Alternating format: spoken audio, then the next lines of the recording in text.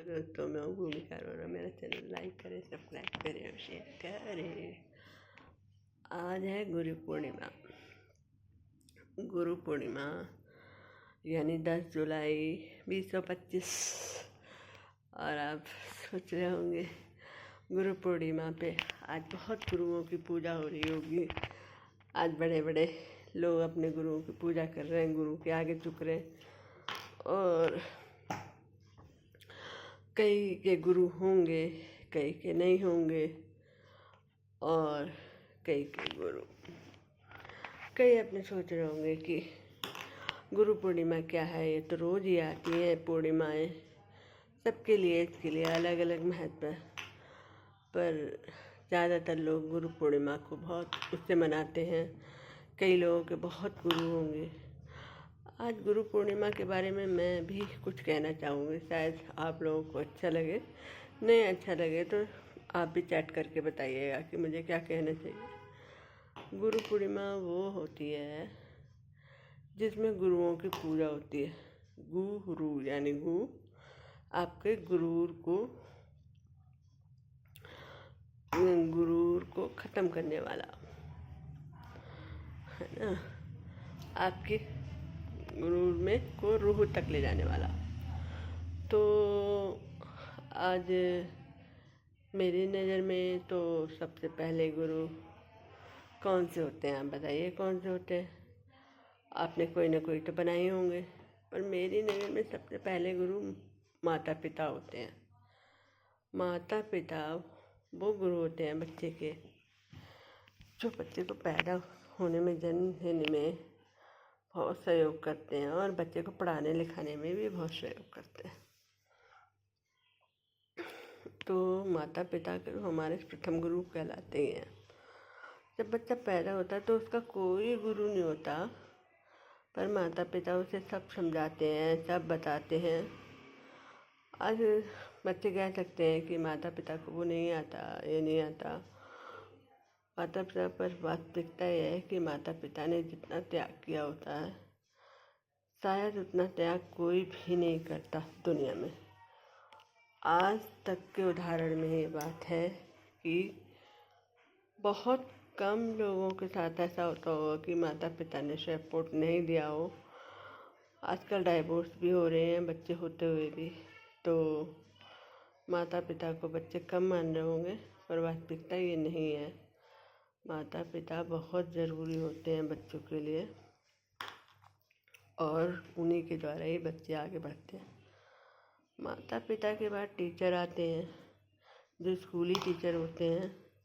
उसमें भी बहुत अच्छे टीचर होते हैं, कुछ बहुत अच्छे टीचर, कुछ टीचर तो नहीं होते अच्छे, पर ज़्यादातर टीचर बहुत अच्छे होते हैं, बहुत अच्छे। उनकी तारीफ़ किए बिना रह नहीं जा सकता। और टीचर के बाद आप कहें कौन आता है, तो टीचर के बाद समाज के लोग भी होते हैं, जो हमें बहुत कुछ समझाते हैं, बहुत कुछ। आज मैं सबसे पहले गुरु के बारे में बताना चाहूँगी।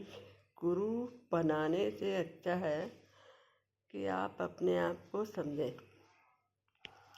आप एक गुरु बना रहे हैं, उसकी पूजा कर रहे हैं, पर आप अपने को नहीं समझे। मतलब अपनी आत्मा, हमारी आत्मा सबसे बड़ी गुरु है इस दुनिया में, जो मैं आप लोगों से कह रही हूँ। देखिए, बचपन में हमें माता पिता संभाल लेते हैं और आगे चल के समाज और शिक्षक हमें शिक्षा देते हैं। ये हमारे संस्कार हैं। पर अगर एक उम्र के बाद अगर हमारी आत्मा हमारा गुरु है, तो हम कहीं नहीं भटकते, कहीं नहीं, किसी भी रूप में नहीं भटकते।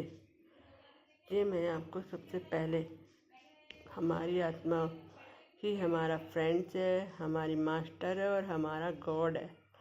क्योंकि इस शरीर में अगर मेरे आत्मा नहीं होगी तो मैं आपसे बात नहीं कर पाऊँगी। क्या मैं कितनी भी अच्छी बात जानती हूँ, पर शरीर को, सबको वश में करने के लिए आत्मा का होना बेहद ज़रूरी है। अब आप इस बात से समझ सकते हो कि आत्मा की क्या वैल्यू है। हाँ, कई लोग कहते हैं हमसे कंट्रोल नहीं होता। कंट्रोल नहीं होता, छोटी छोटी बातों में कंट्रोल नहीं होता। दूसरे को देख के और दूसरे को समझ के अगर आप अपने आप को कंट्रोल और अनकंट्रोल कर रहे हो तो आप अपने को समझे ही नहीं हो, क्योंकि आप दूसरों के इशारे पे चल रहे हो, अपने इशारे पे नहीं चल रहे हो। आपका अपना को समझना बेहद ज़रूरी है। आप क्या हो, कैसे हो, कौन हो, आप इसके लिए ध्यान में जाओ। ध्यान में जाने का मतलब अपनी आत्मा से बात करो, और जब आप बात करोगे तो आप पाओगे वो चीज़ें जो आप समझ भी नहीं पाओगे कि आपके अंदर क्या छिपा है। हम पूरी ज़िंदगी बाहर भटकते रह जाते हैं, पूरी ज़िंदगी बाहर के लोगों से बात करते रह जाते हैं, पूरी ज़िंदगी बाहर के लोगों में कमियां खूबियां ढूंढते रह जाते हैं, और पूरी ज़िंदगी ताने सुनते रह जाते हैं। पर क्या पूरी ज़िंदगी में जो हमारे साथ होता है, my friends, my master, my God, क्या हम उसको कितना समय देते हैं, हम ये खुद ही नहीं समझ पाते हैं। जब मौत आती है, यानी हमारा गॉड जब जा रहा होता है, तब हम असली अर्थ समझते हैं। ओ कहते हुए मेरी आंखों में आंसू भी आ रहे हैं। आप समझेंगे क्या बात हुई। ये वही बात हुई कि हम बाहर के पूरे रामायण पुराण सब पढ़ लेते हैं, पर अपनी आंतरिक खुशी, अपनी आंतरिक समस्या को हम समझ भी नहीं पाते हैं।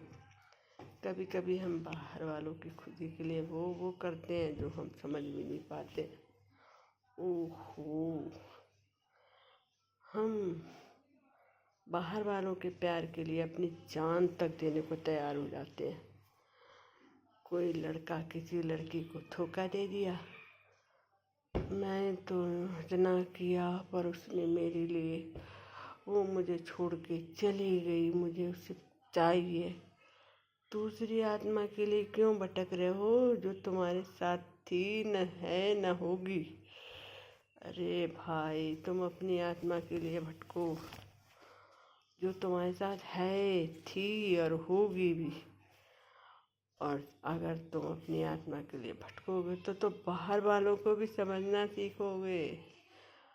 अपने को तो समझोगे ही समझोगे, बाहर वालों को समझना सीखोगे। समझो तो सही अपने को।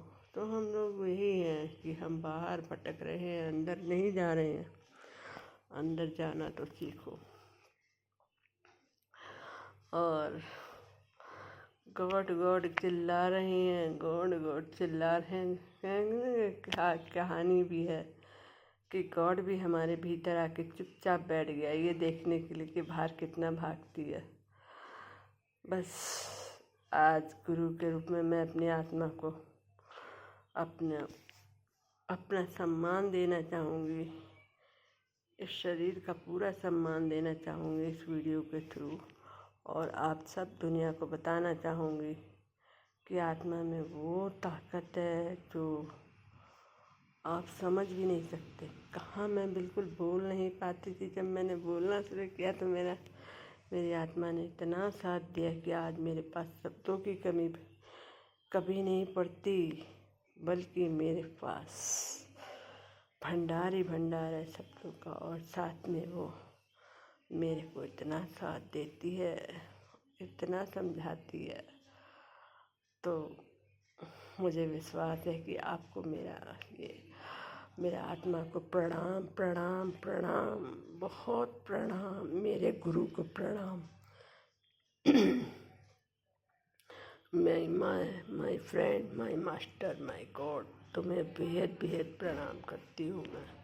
और यही मैं दुनिया को समझा रही हूँ कि बाहर मत भागो, बाहर मत भागो। बाहर आप गुरु बना रहे हो तो गुरु आपको ज्ञान दे रहा है, सब दे रहा, आप उसका सम्मान करो। पर अपने अपना सम्मान जब तक आप सुरक्षित नहीं रह कर पाओगे, तब तक आप किसी को सम्मान दे नहीं पाओगे, क्योंकि आप अपना सम्मान नहीं कर रहे हो और दूसरों का सम्मान कर रहे हो तो भी आपके लिए ठीक नहीं है। प्लीज़ आप मेरे चैनल को लाइक करें, सब्सक्राइब करें और शेयर करें। Thank you, bye bye.